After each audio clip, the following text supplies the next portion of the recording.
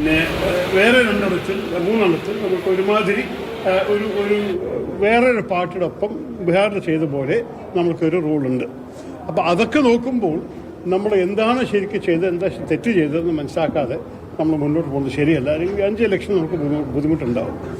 അവസാനത്തെ ഒരു കാര്യം കൂടി പറയാനുള്ളത്, ബീഹാറിൽ നമ്മളായിരുന്നില്ല ഞങ്ങളുടെ ഈ മുന്നണിയിലത്തെ മെയിൻ പാർട്ടി വേറൊരു പാർട്ടിയാണ്. അവർക്കും ചില ഇൻട്രോസ്പെക്ഷൻ ചെയ്യാനുള്ള സമയമായി. അവർക്കും ചില തീരുമാനങ്ങൾ എടുക്കണം, എന്ത് പറ്റി അവർക്ക്. കാരണം അവരുടെ ചരിത്രത്തിലും ഒരു വലിയൊരു വീഴ്ചയാണ്.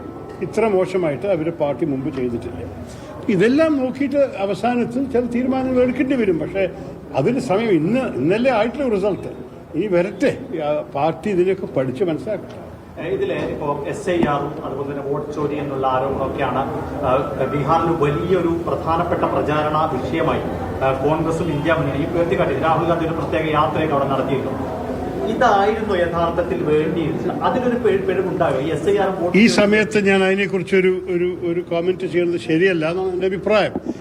പാർട്ടിയിൽ അങ്ങനെയൊക്കെ പറഞ്ഞവരെന്നെ അതിനെക്കുറിച്ച് ചിന്തിക്കട്ടെ. അവർക്ക് അവരുടെ അഭിപ്രായമുണ്ടെങ്കിൽ അത് അടിസ്ഥാനത്തിൻ്റെ ഒരു ബേസിസ് അവർ പറയട്ടെ. എന്തുകൊണ്ടാണ് അങ്ങനെ അവർ ചിന്തിച്ചത്.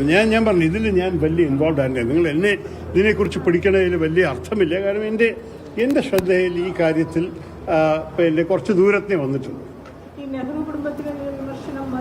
അത് തെറ്റാണ്. ഞാൻ അങ്ങനെ പറഞ്ഞിട്ടേ ഒരു വിമർശനമേ ആയിരുന്നില്ല. ഞാൻ പറഞ്ഞതൊക്കെ മുമ്പ് കാര്യം പറഞ്ഞതാണ്. നമ്മുടെ സാമൂഹ്യത്തിൻ്റെ അകത്ത് പിന്നെ ഓരോരു കുടുംബത്തിൻ്റെ ചില നേതൃത്വം ഇങ്ങനെ പോയിക്കൊണ്ടിരിക്കണം. നമ്മുടെ പാർട്ടി ഞാൻ എൻ്റെ ആർട്ടിക്കിളിൽ എൻ്റെ ഒരു പാർട്ടിയെക്കുറിച്ച് മാത്രമല്ല പറഞ്ഞിട്ടുള്ളത്, എല്ലാ പാർട്ടികളെയും ചൂണ്ടിക്കാണിച്ച് തന്നെ എഴുതിയിരിക്കുന്നത്.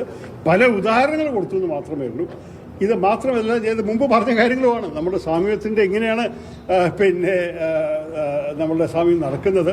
ഒരു ആക്ടറിൻ്റെ മകൻ ഒരു ആക്ടർ ആവുന്നുണ്ട്, ഡെന്റിസ്റ്റിൻ്റെ മകൻ ഡെന്റിസ്റ്റ് ആവുന്നുണ്ട്, അതുപോലെ രാഷ്ട്രീയക്കാരൻ്റെ മകനും രാഷ്ട്രീയക്കാരനാവുന്നുണ്ട്. പക്ഷേ അങ്ങനെ ചെയ്താൽ മതിയോ? നമ്മുടെ ജനാധിപത്യത്തിന് നല്ലതാണോ എന്നാണ് ചോദിക്കുന്നത്. ആ ചോദ്യം ഞാൻ മാത്രമല്ല ചോദിച്ചിരിക്കുന്നത്. 2017 രാഹുൽ ഗാന്ധി ബർക്ക്ലിയിൽ പ്രസംഗിച്ചൊരു കാര്യമാണ്. അദ്ദേഹം തന്നെ പറഞ്ഞൊരു കാര്യമാണ്. അപ്പൊ എനിക്ക് ഇതിന് വലിയൊരു അതിശയം തോന്നിയത് എന്താണ് ഇങ്ങനെ ഒരു റിയാക്ഷൻ. ശശി തരൂർ മാധ്യമങ്ങളെ കാണുകയാണ്. എന്താണ് സംഭവിച്ചത്, പാർട്ടിക്ക് എന്ത് പറ്റിയെന്ന് പഠിക്കണമെന്നാണ് ശശി തരൂർ പറയുന്നത്.